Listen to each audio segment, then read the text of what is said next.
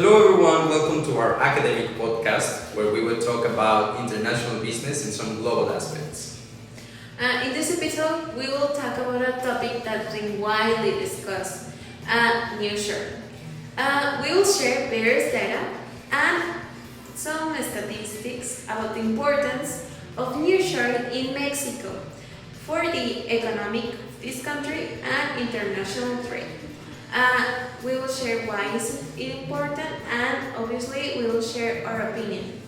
Now please sit back and enjoy. Well, we all know nearshoring has been a trending topic for quite a while now, but does everyone know its meaning and the impact that this has had in our country? Well, first of all, we want to remind you what it implies and its importance, first of all. Nearshoring is a business trend that involves outsourcing business process to companies in nearby countries.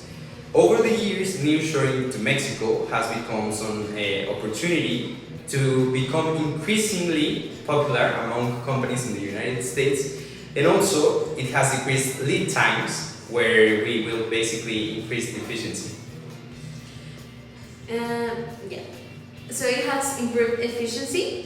That meaning that it has a shorter distance and faster transit times for the supply chain. So there's no setbacks, not as many setbacks as it had, for example, in the pandemic, and also has an increased communication and collaboration, meaning that countries and industries can work with partners much more easily. So we have more things to connect to. And we can't forget about the nearshoring can open up new markets, opportunities, and provide access to a pool of skills and talented workers in the nearby countries. And of course, the positive impact on the local economy, because it has quite a positive impact on the economy of the country that are gonna be the operations located. Alright. This sounds really amazing, really nice for Mexico's economy, but it's really good though. Of course, here's some hard data for you. Okay, so according to the Global Companies Council, nearshoring could boost Mexico's labor productivity by 15% to 30% by 2030. Countries like the United States, which import from Asia, can improve their production, logistic lines, and by acquiring inputs from plants close to the borders, such as Mexico. Yes, and also, did you know that nearshoring in Mexico presents a favorable outlook for the coming business that has been coming through the years and also driven by various factors? Firstly, it is estimated that nearshoring will generate its 30% growth in the Mexican economy during this year, 2024. Also, this economic growth is supported by the attraction of investments, which means propelled by nearshoring. Also, I heard that manufacturing productions now constitutes nearly 17% of Mexico's economy. That is wild. But taken together with the fact that manufacturing firms make up to nearly 18% of all companies to benefit from nearshoring. Wow, you really have left me speechless. But where's all this investing coming from? Basically, has it always been there? Well, there are several trade agreements made in this century, and that have helped boost the interest in nearshoring. But there are also other reasons. For example, nearshoring Mexico has its roots in NAFTA, which reshaped the economic landscape of the whole of North America, that including United States, Canada, and Mexico, since its implementation in 1994. So this brought together a closer economic integration and cross-border integration. Alright, tell me more. Well, the textile factories laid the foundation for nearshoring in Mexico, demonstrating the viability and the benefits of relocating manufacturing operations to the country. Initially, it was concentrated in border regions, but then it expanded as companies across various industries in Mexico. Okay, now I have more context of where this trend is coming from. But is it going to continue this way?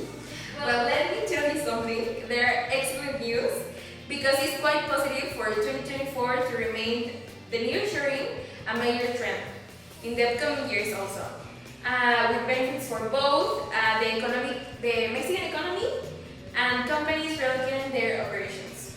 This makes us an attractive location for companies seeking qualified labor, and of course, the Mexican government is implementing policies to support nearshoring, such as creating special economic zones and streamlining investment processes. Wow. Also, I have to mention because the industries which are having the biggest nearshoring opportunities are automotive, first one. Then we have auto parts, the next one, and also aerospace, which, as well as in the electronics, has been really good for this nearshoring. But it's not all that good, you know.